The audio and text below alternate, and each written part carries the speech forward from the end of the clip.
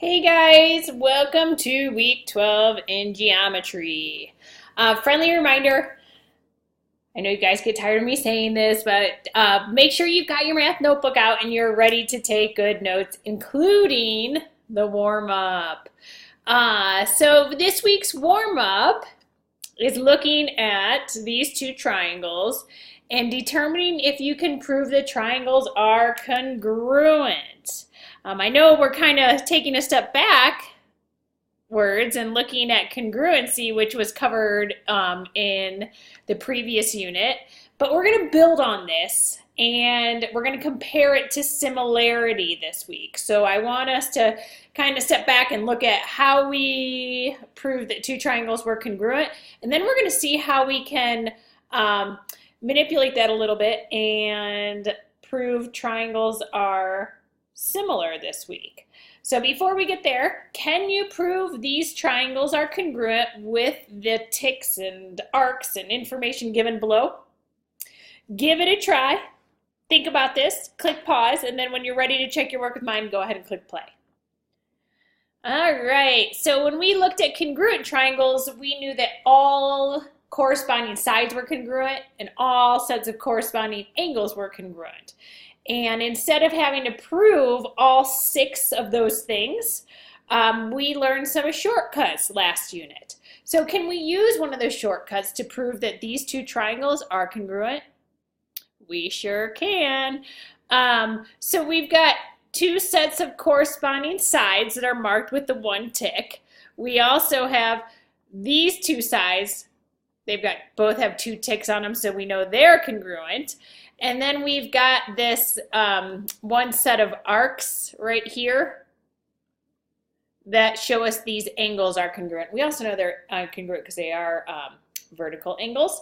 So yes, we can say that these are congruent.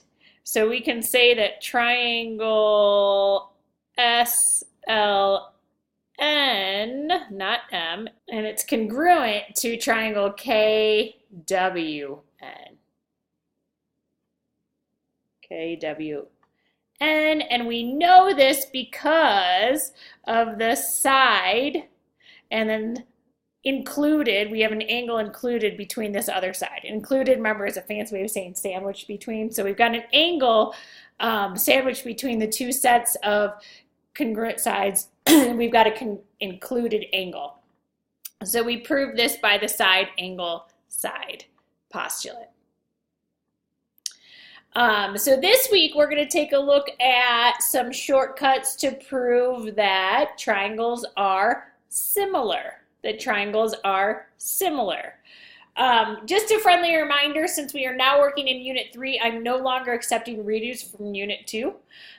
So this week we're going to look at proving triangles are similar. Not only are we going to prove triangles are similar, but we're going to look at similarity and transformations, and then we're going to take a quiz that covers the first 3 sessions in Unit 3. So, similarity and transformations. I'm going to go over just an overview of what you're going to see in Session 2.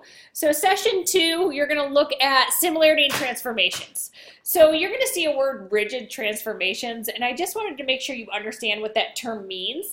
So, rigid transformations mean that the figures don't change sizes. They don't change sizes. So that would be things like reflections, translations, rotations. But things that do change sizes, those are dilations. So you're going to look at dilations this week, where figures are either getting bigger or smaller. And dilations is a type of similarity, right? It's going to have the same corresponding angle measurements, but the sides will be proportional. So it's going to be getting bigger or smaller. So same figure, same shape, I should say, but just different sizes. They're similar. So when you're looking at dilations in Unit 3, Session 2, you're going to be asked to find scale factors.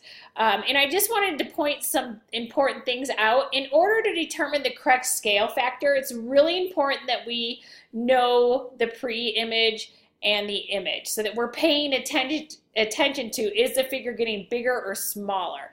So in order to determine if a figure is getting bigger or smaller, it's really important that we know the pre-image and the image. So just a quick reminder that can you determine, I should ask you this first, in this diagram below, which one is the pre-image and which one is the image? So can you determine that? So remember, the pre-image is the original image, and then after the dilation has taken place, the new figure is called the image. So can you tell me which one is the pre-image and which one is the image? So looking here, looking at the points, if it does not have the little ticks next to it, or the primes, so here we just have A, B, C, D, E. There's no primes next to the numbers. So since there's no primes next to the letters, not the numbers, I meant to say letters, the vertex, the pre-image is going to be the one in green. And then if you look at the one in red, the vertex, we've got each point has a little prime next to it, which lets us know that that's the image. That is after the transformation has taken place. So again, it's really important that we're able to identify the pre-image and the image. So in this case, we know that the dilation is getting smaller. It is a reduction. So we would know then that the scale factor would have to be less than 1, but greater than 0. If it's getting bigger, the scale factor has to be greater than 1. So just some things to watch out for when you are in Unit 3, Session 2. So moving on to similar triangles, and how can we prove that two triangles are similar? So we talked a lot about this last week. Two triangles are similar when the corresponding angles are congruent. So all the corresponding angles will be congruent, and then all the corresponding sides will be proportional. So instead of being congruent, the corresponding side lengths being congruent for congruent triangles, when we have similar triangles, the big difference is that our side lengths will be proportional. Corresponding angles are going to be congruent in both congruent and similar triangles. But again, the big difference lies in comparing those corresponding side lengths. And when we have similar triangles, those side lengths will be proportional. And we can find the scale factor when we compare the ratios of our corresponding side lengths.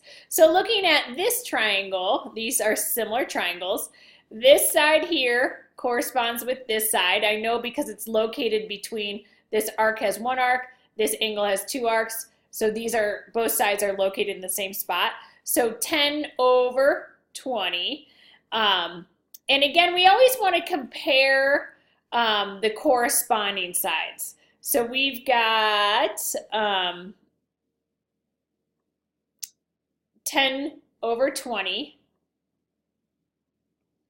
And then if we compare the other two sides, they always reduce to 1/2, correct? They always reduce to 1/2. But if we're comparing this triangle to this triangle, it's getting bigger. So the scale would be the reverse of that, 2/1. It's getting twice as big each time. So make sure that the scale factor makes sense to you. So remember that a scale factor for something shrinking or getting smaller, or it's a reduction. If you have a reduction, the scale factor is going to be greater than, I'm going to put K for the scale factor, that's what we use for some reason, greater than 0 but less than 1. If you are getting larger, the scale factor is going to be greater than 1. So use this to your knowledge to help you determine the scale factor. So if we have 10/20, that reduces to 1/2, but this isn't getting smaller. So just flip it upside down, it's twice as big. So the scale factor would be 2. The scale factor would be 2. And then there's actually 3 ways to prove triangles are similar. So remember, to prove triangles were congruent, we use side, side, side, side, angle, side, angle, angle, side, hypotenuse leg. Well, now there's only 3 ways to prove that triangles are similar. And those shortcuts are going to be angle, angle, side, side, side, and side, angle, side. And we're going to talk about each of those in the next couple of slides. All right, so angle, angle, similarity postulate. So what is this postulate? This postulate says that if 2 angles of one triangle are congruent to the 2 angles of another triangle, then the triangles are similar. So if you can find 2 sets of corresponding angles and they are congruent, then you can concur that the triangles are similar. So make sure you write this down in your math notebook. And remember the symbol, this symbol right here is the similarity symbol. The next one is the side angle side similarity theorem. So that we also learn the side angle side to use for proving triangles are congruent. This one is a little bit different. Pay attention to the wording. If an angle of one triangle is congruent to an angle of the second triangle and the sides, including the 2 angles, are proportional, so the sides are proportional, it doesn't say congruent, it says proportional, then the triangles are similar.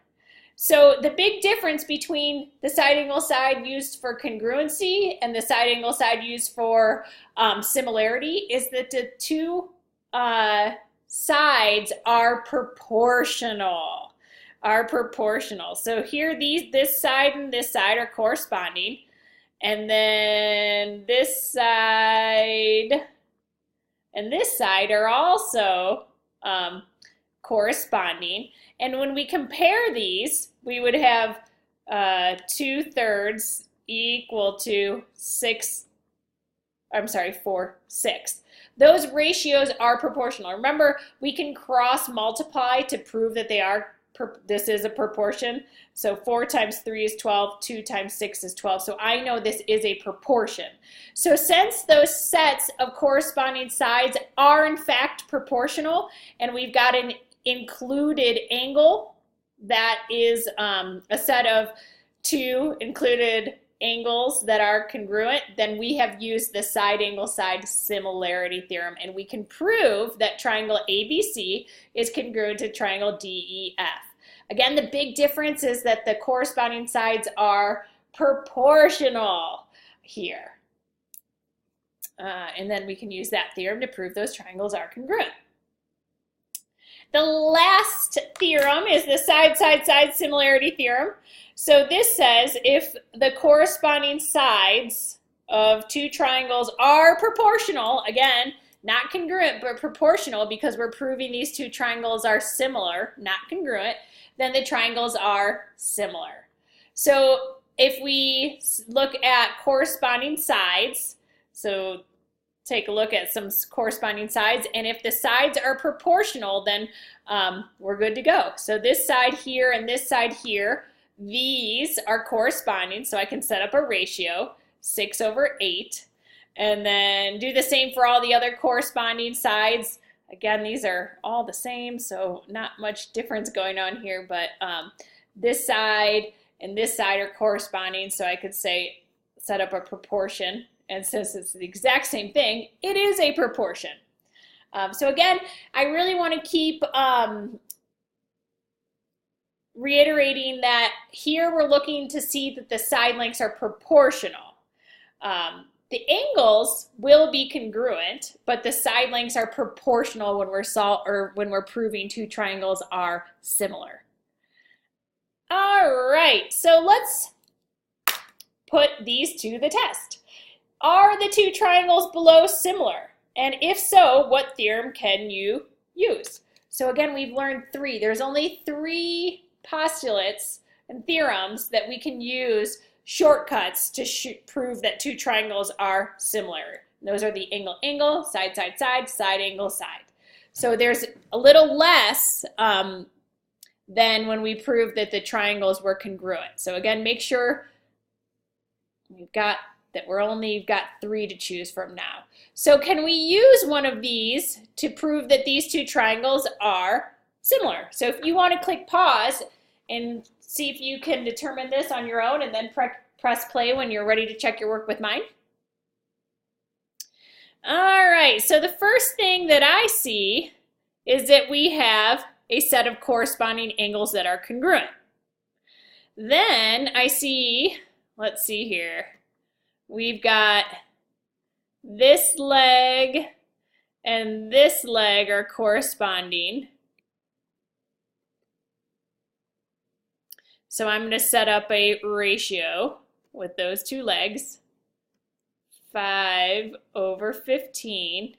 And then if they're proportional, they should be set equal to the other set of corresponding legs written as a ratio. So this leg here and this leg here, they're corresponding. So let's set up a ratio for those, 4/12. I'm always, the triangle on my left is always used on the top, and the triangle on my right is, the sides are always on the bottom of my ratios. So is this a proportion? Well, I can cross multiply to determine if this is a proportion. So 5 times 4 should be equal to 5 times 12. And what do we get? 5 times 4 is 60. 5 times 6 is 60. So this is in fact a proportion. So since these two sides are proportional and we've got a set of included angles, yes, we can, these are similar, and we can prove that by the side angle side theorem. I'm going to go on to the next slide, so if you need more time, go ahead and click pause. What about these two triangles? Are they similar? And if so, what theorem can we use? Got the same thing going on as the last slide. So go ahead and click pause. I kind of got ahead of myself. Click pause, try this on your own, and then to check your work with mine, click play. So again, we've got the same thing going on. We've got two sets of corresponding sides with an included angle. The angle is sandwiched between the two sets of corresponding sides. We've got this side corresponding to this side. So let's set up that ratio, 12/36. Set it equal to, what other set of corresponding sides? We've got this one and this one. So again, the triangle on the left is always going to be on the top of my fraction. The triangle on my right, those numbers will always go on the bottom. So is this a proportion? And again, we can check this by quick multiplying, cross multiplying. So 12 times 45, is that equal to 15 times 36? Because if those numbers are equal, it is a proportion. So 12 times 45 is 540. And 15 times 36 is 540. So this is in fact a proportion. This is a proportion. So because these two sets of corresponding sides are proportional and we've got an included angle, yes, these are similar. And we can prove that using the side angle side theorem again. I'm going to move on to the next slide, so if you need more time, go ahead and click pause. All right. So this says solve what you know about similar triangles. So what are we solving for? Oh, there's an x here and an x here. So we're solving for x. We want to solve for x. So what are we given? We're given that AB is parallel to CD. So these two legs are parallel. And we know that AB is 4. That's marked there. CD is 8. And then AE is 3x plus 4. And ED is x plus 12. And we want to find the length of AE. We want to find this length and this length here, ED. So in order to find those lengths, we need to solve for x. We need to solve for x. So if these triangles are similar, then we know that the corresponding legs will be proportional, right? And I am telling you, these triangles are similar. So let me add that up here, that triangle ABC is in fact similar to triangle C, D, E. So because these triangles are similar, we know that the corresponding legs will be proportional. So we know that this leg and this leg are corresponding. So I can set up a ratio, 4/8, and then set it equal to the ratio of the other set of corresponding sides. These two legs right here. And again, the triangle on the left will always be on the top of my ratio. So 3x plus 4, and that corresponding leg right there. So now I just need to solve for x, and I'm going to solve for x by cross multiplying. I'm going to cross multiply.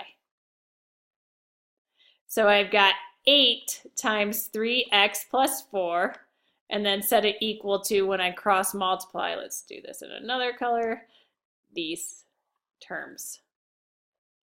So 4 times x plus 12.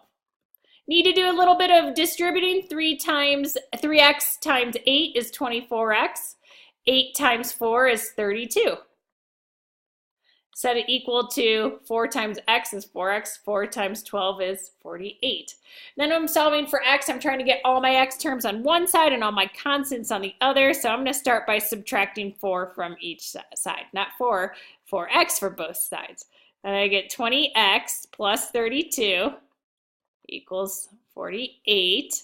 I'm going to continue down below here. Rewrite that. I'm running out of room up there.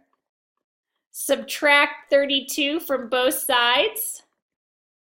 I get 20x is left over on the left side of my equation, and I got 16 on the right. Divide each side by 20. And I get x equals 16 over 20, which I can reduce. Divide out of 4, yeah, from top and bottom. Get 4/5. But we are not done. X equals 4/5. We were asked to find AE and DE. AE and DE. So now we can just plug those values in for X. So for AE, we've got 3 times 4/5 plus 4. What do we have? 3 times 4 is 12. So 12/5 plus 4. In order to add these, we have to have like denominators. So I'm going to multiply the 4 times 5/5. So we would get, what do we have there? 20/5, which is the same thing as 4. But then we can add these together. So we get 32/5. So AE equals 32/5. That's one of our answers, and the other answer is solving for DE. X plus 12 represents DE. Let's do that down here. And we solve X as 4/5 plus 12. Again, in order to add, we have to have like denominators. So 4/5. So 12 to turn in, I can multiply by 5/5. So what do we get? 12 times 5 is 60/5. So add plus 60/5, we get 64/5. And that is the length of DE. And we are done. So again, we can actually solve these. We could prove these are similar triangles by the angle similarity postulate. We've got this set here of angles, which is, these are vertical angles, so I know these two angles are congruent. And then since these two angles are parallel, and we could prove then from alternate interior angles that, or alternate, interior angles, that we've got another set of either one of these are congruent. So we could prove those two triangles are congruent by the angle-angle similarity theorem. Just wanted to add that in. And that is it, wrapping up. So let me put up the key phrase question. All right, so this week we learned what makes triangles similar, and then we learned some shortcuts. Just like we learned for proving triangles are congruent, we learned some shortcuts for proving triangles are congruent, or similar, I meant to say. So, using what you learned about some of the shortcuts for proving triangles are similar, looking at these two triangles below, can you prove the triangles are similar? And if so, how? And that's it. So have a great rest of your week. Remember, I'm always here for help if you need anything.